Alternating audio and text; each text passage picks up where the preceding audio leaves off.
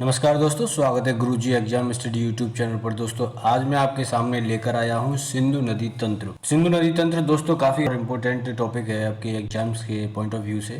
तो चलिए वीडियो को शुरू करते हैं। दोस्तों जैसा कि आपको पता है, सिंधु का जो उद्गम स्थान है वो मानसरोवर झील है, जो कि तिब्बत में स्थित है और तिब्बत चाइना के अंडर में है अभी। ठीक है, तो तिब्बत से इसका उद्गम होता है। तिब्बत में इसको हम कहते हैं सिंगी खम्बन। ठीक है, उसके बाद ये लद्दाख के दमचौक से एंटर होती है भारत में। उसके बाद ये जास्कर और लद्दाख दो पर्वत श्रेणियों के बीच से होकर बहती है और इसी के किनारे लेह शहर स्थित है। ठीक है, और ये दाएं तट पर स्थित है। तो आगे जब सिंधु नदी बहती है तो आगे बहते हुए ये पाकिस्तान में प्रवेश करती है। पाकिस्तान में प्रवेश करने के बाद ये कराची से होते हुए अरब सागर में गिर जाती है। अब हम बात करते हैं सिंधु नदी की लंबाई के बारे में। सिंधु नदी की लंबाई 2880 किलोमीटर है, यानी 2880 किलोमीटर है। ठीक है, ये ब्रह्मपुत्र से भी बड़ी है और ये गंगा नदी से भी बड़ी है। तो अब हम बात करते हैं इनकी सहायक नदियों के बारे में। तो दोस्तों इनकी जो सहायक नदियाँ हैं वह हैं झेलम, चेनाब, रावी, ब्यास, सतलज।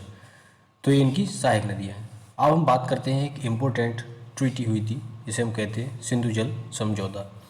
तो सिंधु जल समझौता पानी के वितरण के लिए 1960 में भारत और पाकिस्तान के मध्य हुआ था। इसमें ऊपर की तीन नदियां, जिन्हें हम पश्चिमी नदियां कहते हैं, का नियंत्रण 80% का नियंत्रण, यानी 80% पानी पाकिस्तान को दे दिया गया था।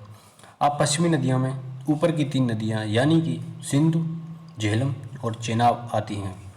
इनका नियंत्रण पाकिस्तान को दे दिया गया था और 20% इनका पानी भारत इस्तेमाल करेगा।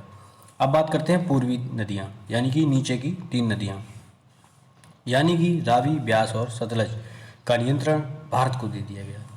ठीक है, इसे हम कहते हैं सिंधु जल समझौता। अब इनके ट्रिक के बारे में बात करते हैं कि अगर आप इनको क्रमबद्ध याद करना चाहते हैं तो इसकी क्या ट्रिक रहेगी। तो दोस्तों अगर आप ऊपर से नीचे के क्रम में याद करना चाहते हैं तो आपके सामने ट्रिक पेश है, सज कर बस, यानी कि सज, इसे हम एस से डिनोट करेंगे और ये सिंधु कहलाएगी। ठीक है, जे से हम झेलम को डिनोट करेंगे, सी से हम चेनाब को डिनोट करेंगे, आर से हम रावी को डिनोट करेंगे, वी से हम व्यास को डिनोट करेंगे और एस से हम फिर से सतलज को डिनोट कर देंगे। ठीक है दोस्तों, ये तो हो गया हमारी ट्रिक नदियों को ऊपर से नीचे के क्रम में याद रखने के लिए। ठीक है, अब हम बात करते हैं इनके डिटेल के बारे में। डिटेल से हम पढ़ेंगे कि देखिए, जैसे कि आप देख पा रहे हैं, चेनाब नदी का उद्गम हिमाचल के K12 दर्रे से होता है इसका उद्गम, और ये सिंधु नदी की सबसे बड़ी सहायक नदी है। ठीक है दोस्तों, इसका उद्गम मुख्यतः दो नदियों से होता है, चंद्रा और भागा। इसलिए इसे हिमाचल प्रदेश में चंद्रभागा नाम से भी जाना जाता है। ये नदी पाकिस्तान में सिंधु नदी से मिल जाती है। सिंधु नदी में मिलने से पहले इसमें झेलम, रावी, सतलज, ब्यास नदियाँ आकर मिलती है। अब बात करते हैं हम अपनी अगली नदी यानी कि झेलम नदी के बारे में। झेलम नदी कश्मीर घाटी की बैरीनाग के निकट से निकलती है। ये नदी 170 किलोमीटर लंबे भारत और पाकिस्तान की सीमा का निर्माण करती है। दोस्तों झेलम नदी के बारे में दो मुख्य पॉइंट आपको याद रखने हैं कि झेलम नदी बुलर झील में जाके गिरती है, दूसरी इसमें एक किशनगंगा नाम की नदी भी आके मिलती है। अब हम बात करते हैं अपनी अगली नदी यानी कि रावी नदी के बारे में। ये नदी हिमाचल प्रदेश के रोहतांग दर्रे से निकलकर कश्मीर तथा पंजाब होते हुए पाकिस्तान के झंग के निकट चेनाब में मिल जाती है। ठीक है, अब हम बात करेंगे अपनी अगली नदी यानी कि सतलज नदी के बारे में। ये नदी तिब्बत के राक्षस ताल से निकलती है और सिंधु नदी के समांतर बहती हुई हिमाचल प्रदेश में प्रवेश करती है। आगे पंजाब से होते हुए पाकिस्तान के बहावलपुर में चेनाब नदी में जाकर मिल जाती है। इसी नदी पर जैसे कि आप देख पा रहे हैं, भाखड़ा और डागल बांध स्थित है। अब हम बात करेंगे अपनी अगली नदी यानी कि ब्यास नदी के बारे में।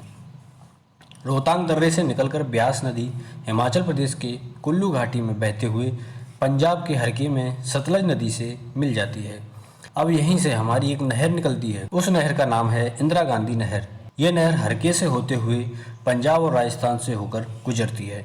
राजस्थान में इसकी सर्वाधिक लंबाई 470 किलोमीटर है। यह देश की सबसे लंबी नहर है। तो दोस्तों आगे हम बात करते हैं पंचनद के बारे में।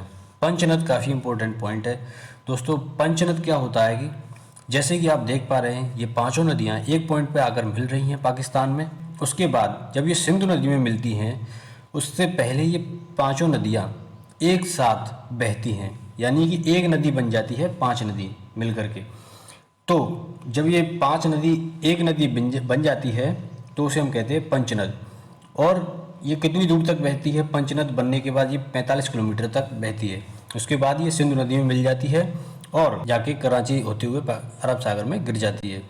अब हम बात करते हैं दोस्तों इनके प्राचीन नाम के बारे में। जैसे कि हम देख पा रहे हैं, झेलम का प्राचीन नाम है बितस्ता, चेनाब का प्राचीन नाम है अस्किनी, रावी का प्राचीन नाम है परुषणी, ब्यास का प्राचीन नाम है बिपाशा, सतलज का प्राचीन नाम है सतुद्री। अब दोस्तों बात करते हैं इनसे निर्मित होने वाले दोआब के बारे में। तो झेलम और चेनाब के बीच में जो दोआब बनता है उसे हम छाछ दोआब कहते हैं। उसके बाद जो चेनाब और रावी के बीच में जो दोआब बनता है उसे हम रचना दोआब कहते हैं। उसके बाद रावी और ब्यास के बीच में जो दोआब बनता है उसे हम बारी दोआब कहते हैं।